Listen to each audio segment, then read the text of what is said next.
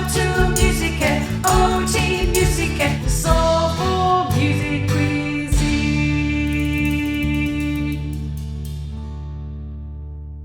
And here we are, Kerri-Anne. We've done the tour, and what do you think of the place?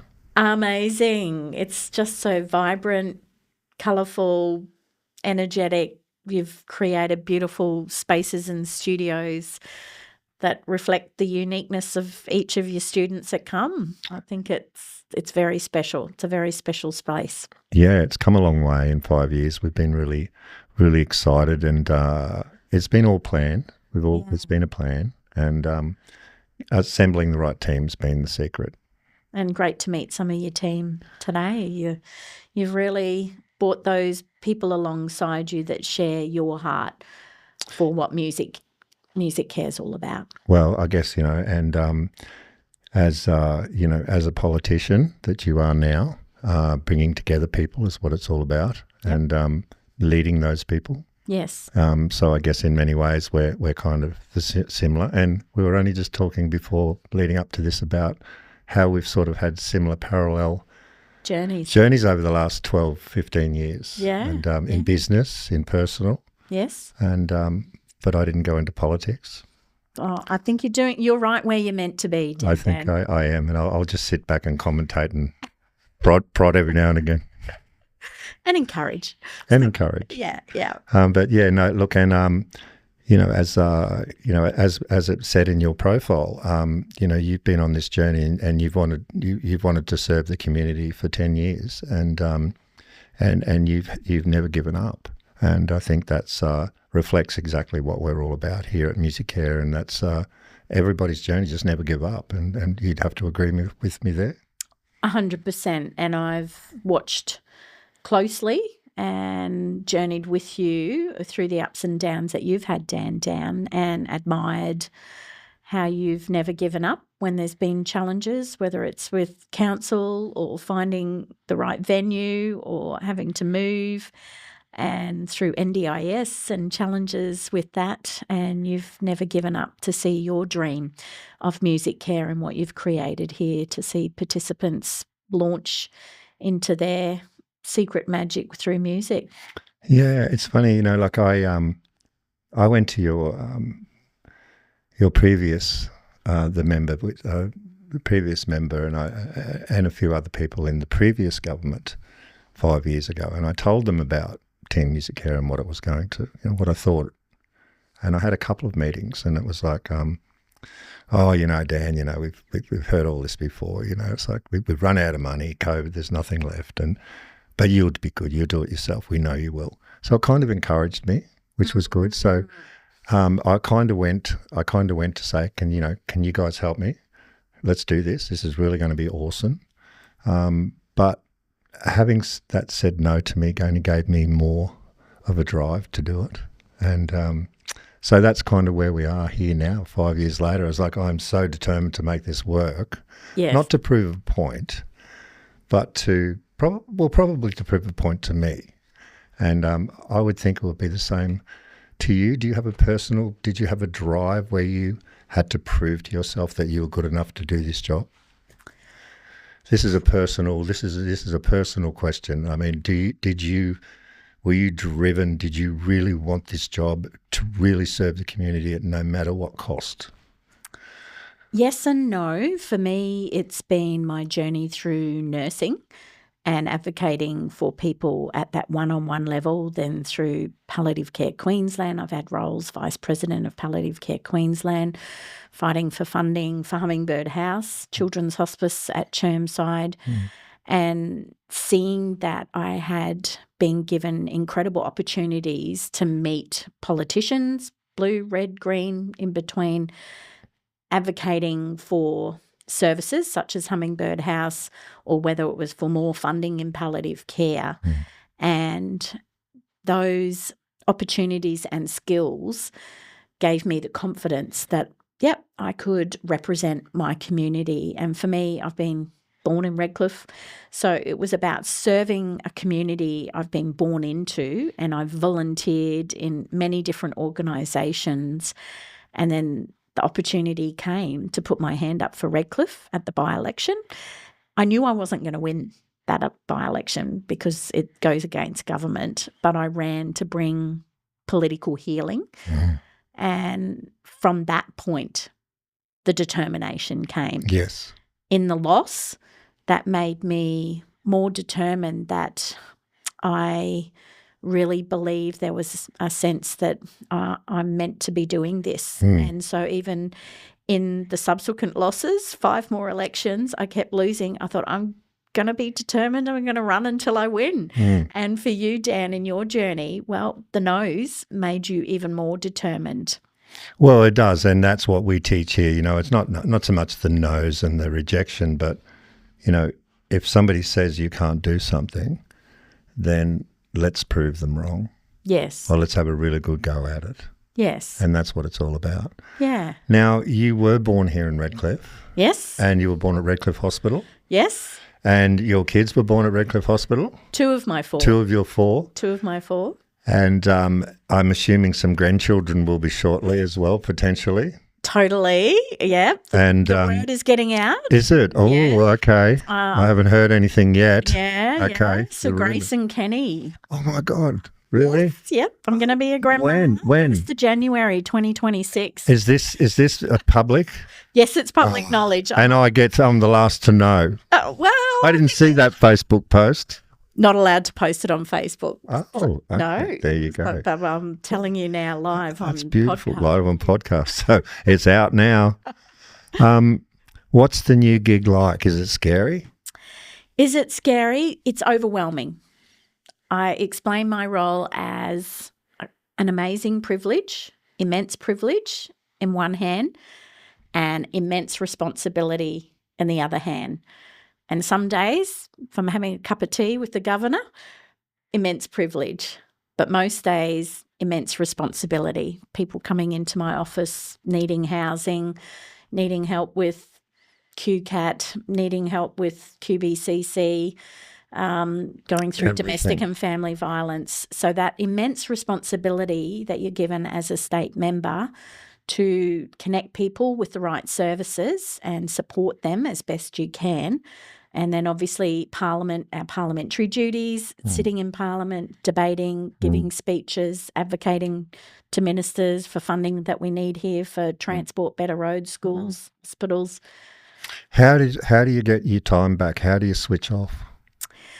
Switching off for me is a walk along the beautiful Margate Beach. We're just so blessed to live in this peninsula surrounded by water.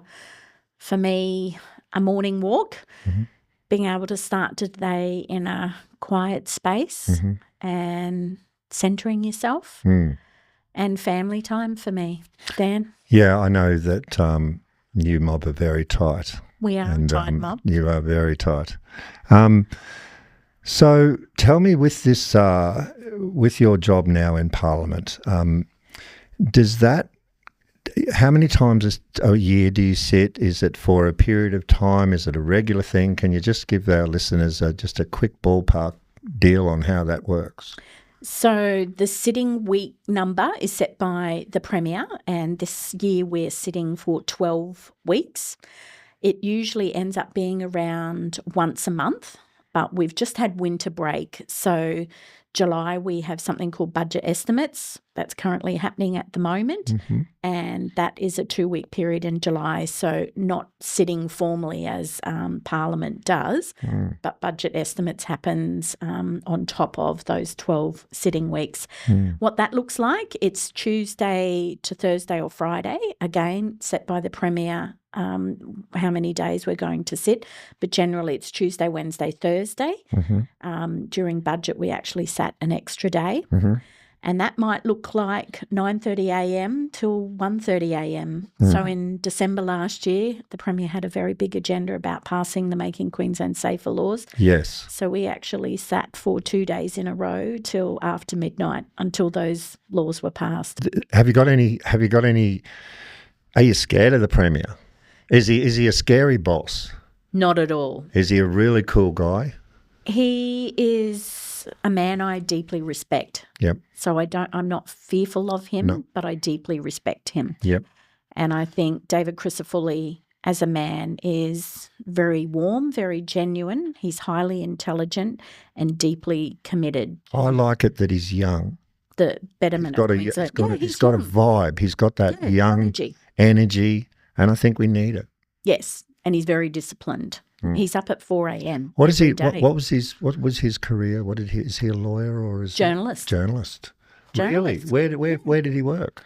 So formerly from Townsville, so born in Ingham. So he's a regional, born to an Italian cane farmer. So's our mayor, Rosanna. Yes. She's ex-journo. Yep. So he studied journalism and I believe worked for a few papers, etc., up in far north Queensland, and then was on the Townsville City Council. Okay. And ended up being deputy mayor of Townsville Council. Yep. And then ran for the seat of Townsville in 2012. Okay. Yes. Great. All right. And so he's kind of like the shining. He's like come out for the LNP. I think I guess, without getting political, you look at these guys 10 years ago and they're kids, aren't they? And they're young, they're in the background, and I'm assuming one day you're going to be a minister of some kind. I would hope to think, or at least a leader of the party of some kind. But he really came through fast, didn't he? In that 13 years since he entered state politics, was it? 2012. 2012, so 13 years. Yes. So that's pretty fast, isn't it? It is. He lost his seat in 2015. Yes. And then moved down here to Brisbane. Well, That's his correct. seat is Broadwater. That's so correct. he moved So he's on to the Gold. Coast. That's correct. Yeah, Yes. yeah. So that's fast. Had some time out of politics and then worked in private consultancy and then has made a comeback. He's always had a dream. And he has spoken about that, the ambition of being the Premier. Yep. And I think for those roles you do need somebody with the drive and the dedication, like we were talking about before, and that determination to make it happen. And I think from the time he was chosen as the leader of the LNP, even when we were in opposition, he had a 4-year plan to bring us into into government. I remember reading about that.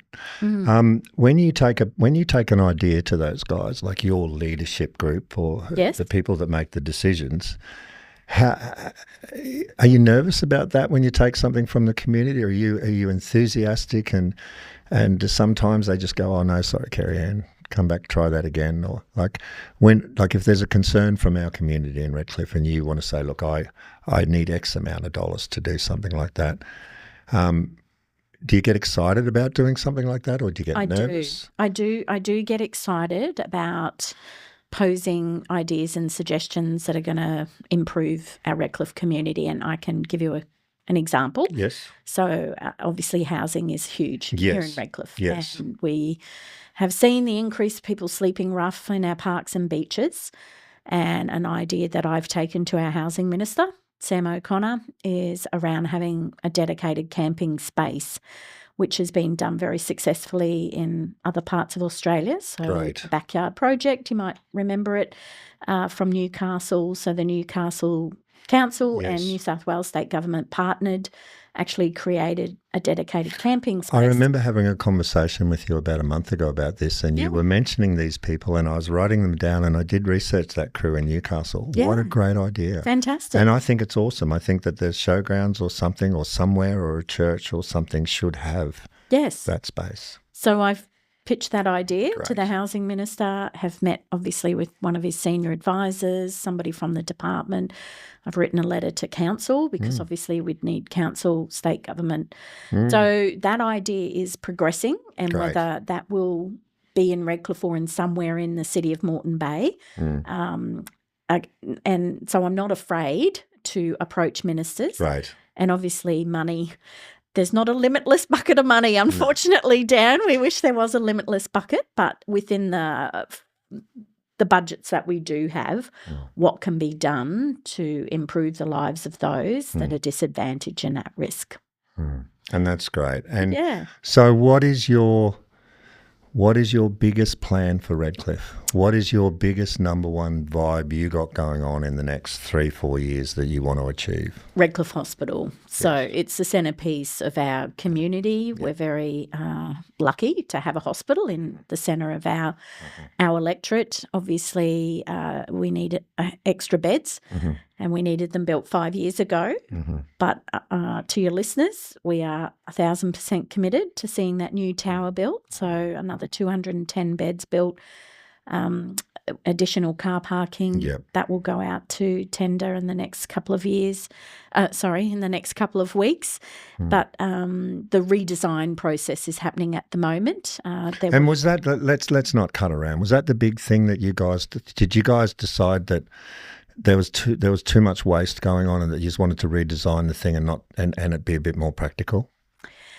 Yes, and there was waste around the BPIC and CFMEU. I don't want to go there today, but in terms of the design of the hospital, they hadn't listened to clinicians that had actually said, if you're going to do an intensive care unit, this is how it should be designed. If you're going to build a new emergency, this is how it should be.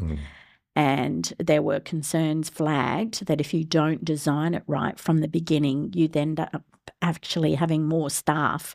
And if you're going to build it right first. That's right. So why waste it? That's right. Get the design right first. So we're doing that redesign process and the executive from the hospital are embracing and relishing that opportunity. So we want to do it right. When you're spending $1 billion of taxpayer dollars, get it right. Yes, well, and we both have family that work at Redcliffe Hospital. We do. And I know that there's a lot of talk around that and they're all excited about that. Yeah, and it's about time. Yes. And we do need more beds. Yeah, we do. That's great. And Kerri-Anne, you and I have known each other for a long time. We've been washing dishes together for the homeless. We have. We've been drinking beers on the hill at footballs. Games. Yeah, we have done that at Picnic Hill. and also at the Dolphins. Yes, watching the Dolphins play footy. That's right. And we've raised a lot of money together over the last 10 years in various different charities. And we have had similar trajectories over the last 10 years. And it's been an honour to watch you progress through your life. And you're a very good friend of mine, and I consider you as a buddy. And also respect you now as our leader, as a politician. And I'm in awe of your journey. Oh, and your kids are amazing children. Your offspring are you just breed beautiful people. Oh, well, I'm very proud of my 4 adult children, and grateful that some of them have journeyed with you too in this business with Musicare. With 1 or 2 of them, yes, and it's been amazing. And I've actually bumped into 1 or 2 on a honeymoon and in various different locations at times. Okay. And Dan, can I say that I've really admired your journey too, and I want to thank you personally, but also on behalf of our community of Redcliffe for what you've brought. A very unique service through Team Musicare to support those with a disability that have dreams of being either professional musos or just want to learn to play the guitar or to be able to record a song or to learn to write music. You have created a space for them to do that, a safe space, a fun space, a cool space. We like to call it a musical theme park. It feels like that. You walk in from the very front door to every studio, it feels like a musical theme park. Thank you very much. No, and thank you for coming along for our very first podcast. Oh, I feel honoured. Thank you. So thank you for listening to the Squadcast, and we'll catch you guys soon. Thank you. Bye now.